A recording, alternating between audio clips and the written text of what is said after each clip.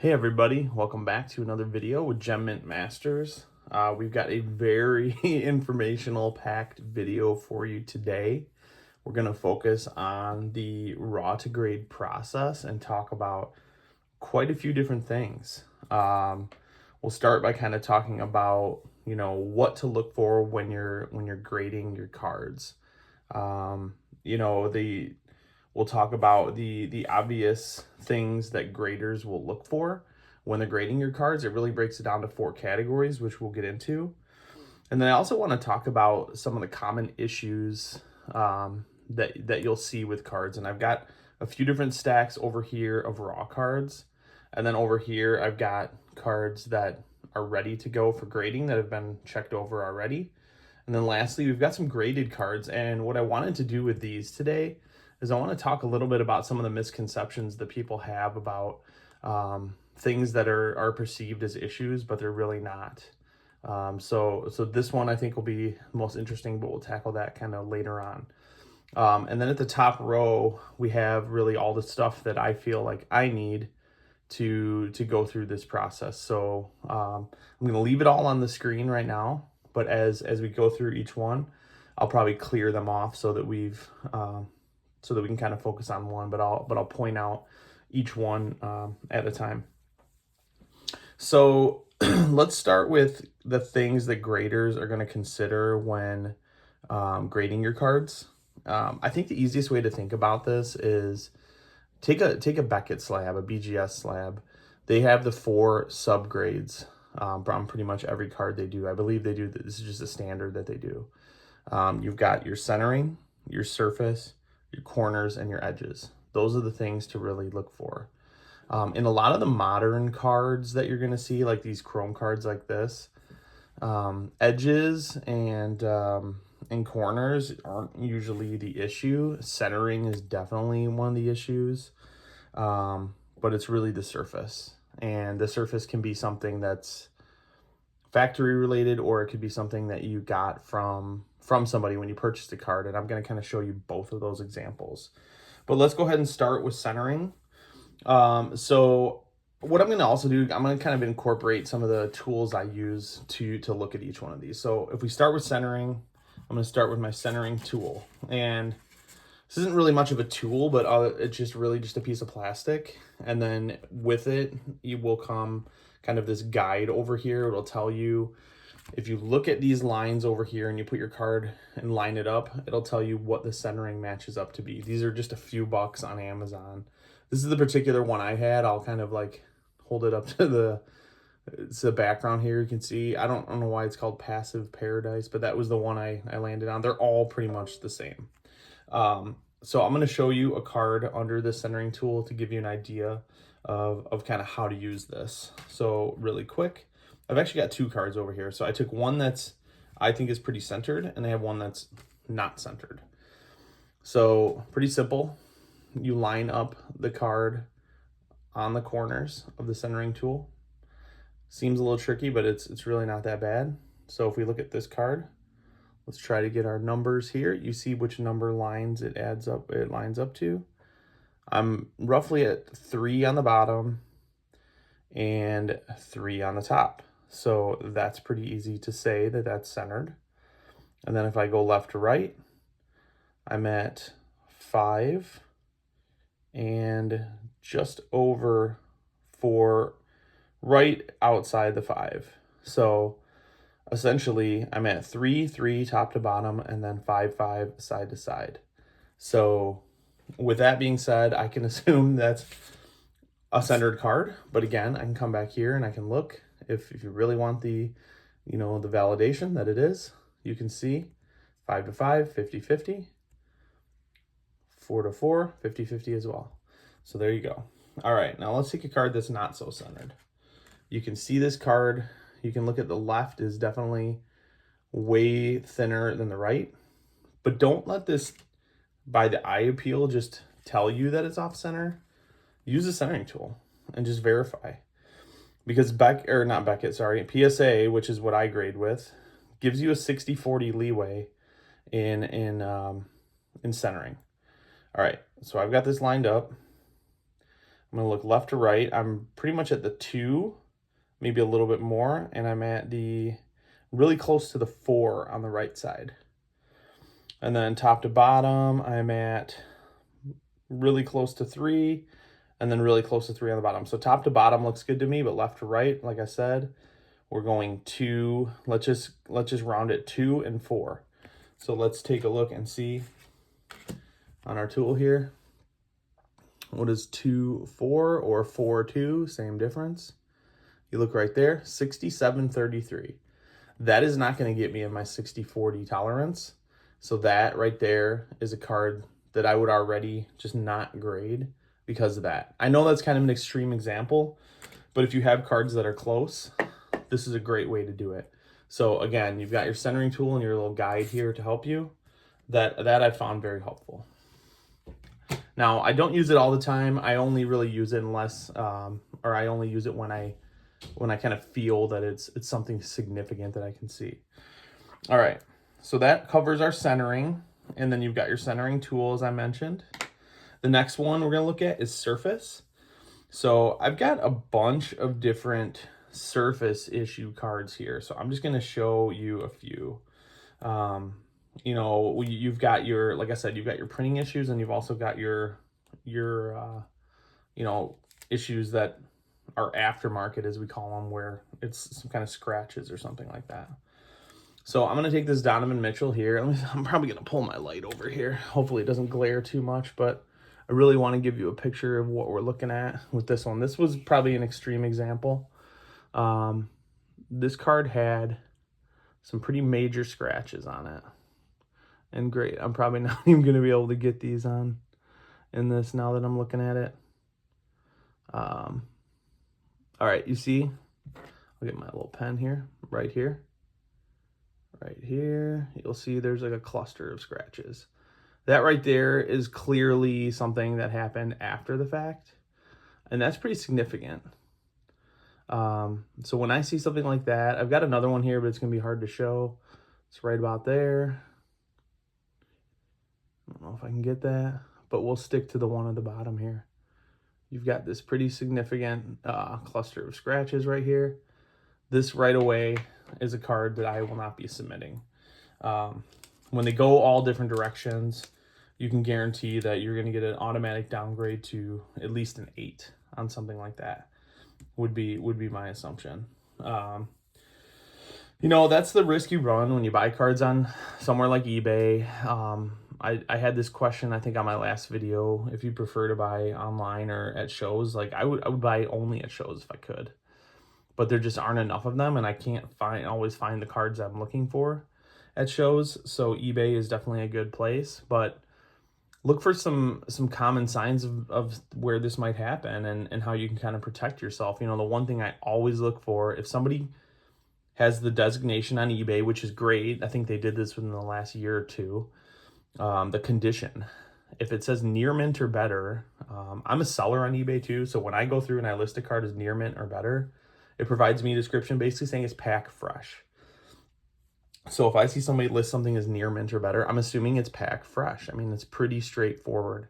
The Donovan Mitchell I just showed you, clearly that's an aftermarket scratch that somebody rubbed it the wrong way, put it in between a card, something fell on it. I don't know, but that is not a pack fresh scratch right there. So, you know, I'm a pretty big stickler on this stuff. You know, I make you know, my strategy is raw to grade. So like if I get a card that's damaged and I have no use for it, I'm going to be sending it back. This one in particular, I actually did file a return.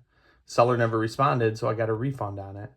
I'm torn on what to do with this because I don't want to sell this to somebody and have them with the same issues. But what I normally do is if I have a card like this, I will list it and I will send some very detailed pictures on the posting, knowing so they know that it is a scratch. The cool thing is, I mean, this is a numbered card.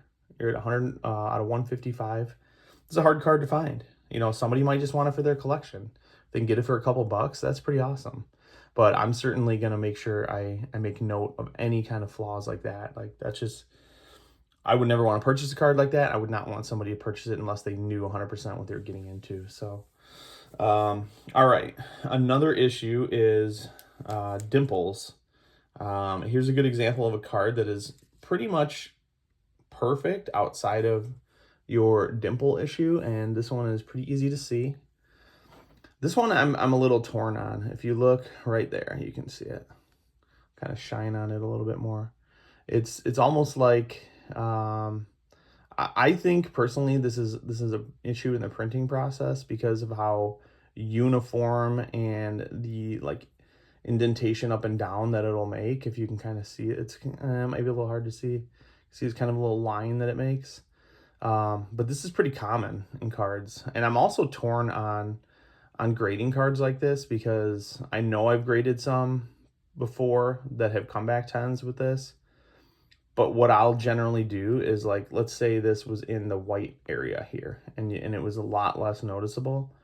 I would probably take a chance on it, at least try to learn something from it. But this one is right out in the open. It's right here. I don't think this card is going to get a 10. And it's kind of a lower end card anyway, so I'm not going to take that chance. But otherwise, the rest of the card looks perfect. So sometimes that's unfortunate. But again, if I do end up selling that card, I'm going to be listing it and I'm going to be showing that front and center because I know when I purchased it, it was not. It was a picture that did not really shine on it, and it did not show that. Here's another one, same issue. You'll see right up top there. I'll kind of move it. You can see the dimple there. Again, it's kind of out in the open, right next to a focal point of the card. This was like a $2 card, so I'm definitely not going to take the chance on grading that and losing money. So these are the type of things that happen. For the most part, I've had a lot of success on eBay. But like I said, if I spend a lot of money on a card and something's wrong with it, I most certainly will be taking very, detailed pictures, sending it back. What I also do sometimes, and I just did this the other day actually, I'll video myself opening the card that I know is really expensive so that I don't get any pushback. Sellers can get offensive sometimes on eBay thinking that you're trying to pull a fast one on them, and I'm never trying to do that. So I like to protect myself, take a quick video, and show them that way. All right, now the last one I'm going to cover for surface issues is print lines. This is one I think a lot of people see and experience, and it's kind of strange because this card, I'll show this card in particular. You hear this purple shock pattern. There's a lot of talk about it, and I'm actually going to show, when I get to the graded cards, I'm going to show what's a print line versus what I call like a pattern line. Because pattern lines aren't print lines, but a lot of people think they are. And I've got 3 examples in my stack over there where I've gotten gem mint 10s on cards that have what I call pattern lines. But I'm going to show you a very distinct print line because this is a print line, and these will be docked big time. It's very hard to miss. You've got this giant line, and the reason I've kind of called it a pattern line versus a print line is this line, you can see, cuts right through the pattern. It basically wipes out the pattern of the shock here. You can see that it's where it's going up and down, it's cutting right through it. And it's disrupting that pattern. This is an issue. I bought this card. I didn't even see this in the picture, and the seller didn't note it. But again, I only paid a couple bucks, so I don't really like to mess with returns on really low end stuff just because it's more trouble than it's worth. But I wish I would have seen it, and more importantly, I wish they would have noted it, but they didn't, and that's on me, I guess. But again, if I shine the light, you can see that print line. It's massive. That's going to be one that's going to dock you big time. So if you ever see this, I would try to avoid it. If you're planning on grading the card, absolutely avoid it. But if you want this card for your collection, let's say it's a more of a higher end card, maybe it's an Anthony Edwards, and you see something like that, you just want that card for your collection, then you're going to get that card pretty cheap. So it's kind of a benefit for you. But again, for mine, I'm doing raw to grade, and I'm absolutely not going to buy that card. So, all right. So the last thing we have not covered is Oh, well, let me actually, I got one more, I have one more point on surface issues. I've got a tool here that I use. It's just a little magnifying glass. If you want to really zoom into an issue, you think it's something maybe you can wipe off or whatever, get one of these magnifying glasses, very handy. I honestly do not use this very often. Shining it under a super bright light like the one I have right here is I find much more helpful. I'll just examine the surfaces very carefully, and I'm usually able to see pretty much everything that way. But the magnifying glass will help. And then if you do have surface smudges, I have a little bag here with these microfiber discs. I got these a while back. I think there's like 20 in a pack, and it actually comes with this nice bag which you can throw right in the washing machine. This is amazing. You throw this right in the washing machine once they're all dirty, and then you just throw it in there, wash it, dry it, just like you would normal clothes, and then it comes out nice and clean like this.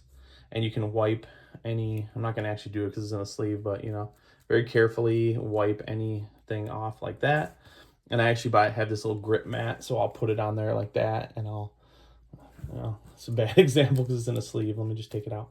If you have a little grip mat like that, it works pretty well, and you can just wipe off the surface pretty easily. So that's very helpful. So just some very basic things that you can get that'll be very helpful for you. I'm not going to get into the rest of these cards, but I have kind of stacked them out. You know, we got the dimpled cards here, scratches, and then print lines. You know, hopefully what we showed on that makes sense. Any questions, feel free, throw them in the chat, please. I'd love to hear what you're experiencing too. All right, so I'm gonna get these over here. And then the last issue, I don't really have a card to show, but for this, but I will show you a card that I know I did this with.